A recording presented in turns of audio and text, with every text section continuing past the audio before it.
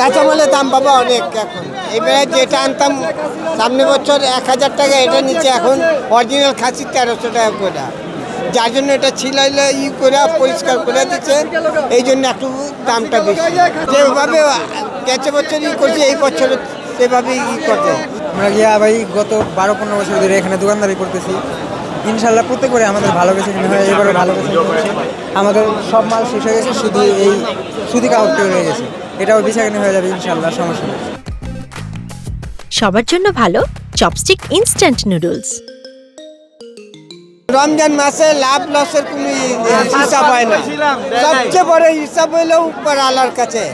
ওদের কাছে যদি আল্লাহ যদি আমাকে রহমত করে আর বরকত দেয়, তা আমার সীমিত লাভের জন্য আমি খুবই সন্তুষ্ট। কাঁচামালের দাম হইতেছে আপনার খাসির লেগটা আগে আমরা কিনে আনতাম 1000 টাকা কেজি, এখন এটা 1200 টাকা কেজি কিনে আনতে হইতেছে। ওটার দাম বাড়তি। দ্বিতীয়ত হইতেছে আমাদের বাসায় পাক করা জিনিস, গ্যাসের দাম বাড়তি, ঠিক আছে। তো আগে আমরা যেরকম আর কি লাভ করতাম, ওই তুলনায় আমাদের সীমিত লাভ।